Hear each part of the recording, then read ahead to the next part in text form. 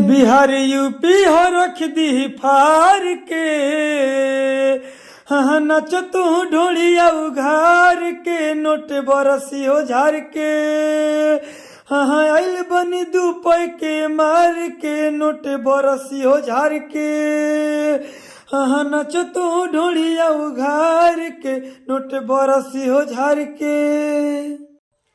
ओहो का हाल बा सिंगर भाई लोग, ये जो गनवा लिखे हैं ना न्यू ट्रैक ऑर्केस्ट्रा मैटर लिखे हैं नया अंदाज में। अगर आप सिंगर हैं ना तो इस गाने को गा सकते हैं, रिकॉर्डिंग करवा सकते हैं, बिल्कुल फ्री में गाना लिखे हैं। तो चलिए देर किसी बात की, गाना को स्टार्ट करके हम आपको सुनाते हैं। पूरा वीडियो को फुल देखिएगा दोस्तों, गारंटी के साथ कहते हैं आप सिंगर हैं, इस वीडियो को फुल देखिए, गाना को सुनिए। हम गारंटी के साथ कहते हैं कि ये गाना बजने से कोई नहीं रोक सकता है।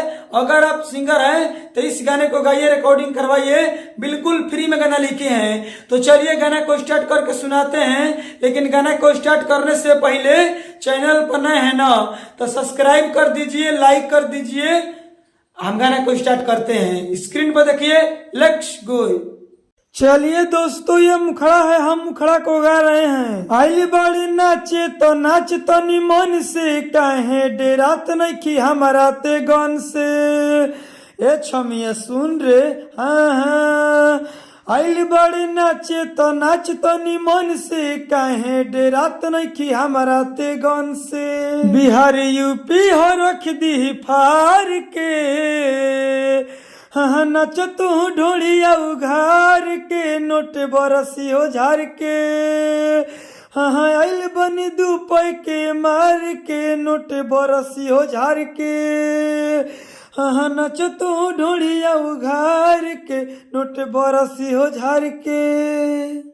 चलिए दोस्तों ये पहलिका अंतरा है, हम पहलिका अंतरा को गा रहे हैं। 10-20 छोड़ तू ले ले नमरिया, उठा के दिखाव तोहनी अपन टंगरिया, हाँ हाँ 10-20 छोड़ तू ले ले नमरिया, उठा के दिखाव तोहनी अपन टंगरिया, लगावो न चोन्हा बेकार के, हाँ नच तू ढोलिया उघार के, नोट बरसी हो झार के, हाँ आइल बनी दुपै के मार के, नोट बरसी हो झार के, हाँ नच तू ढोलिया उघार के, नोट बरसी हो झार के।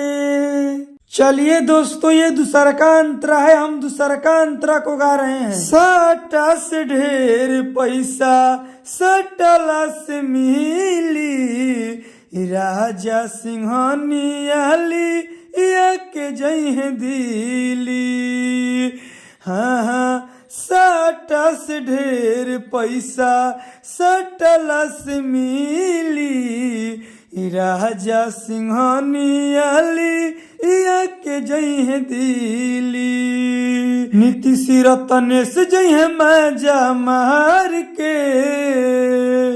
दोस्तों जहाँ नीतीश और रत्नेश है तो फाइनली नीतीश भाई ने और रत्नेश भाई ने कमेंट बॉक्स में कमेंट किए थे कि भैया गाना में मेरा नाम डाल दीजिएगा। तो फाइनली नीतीश भाई को और रत्नेश भाई को गाना में नाम डाल दिए हैं।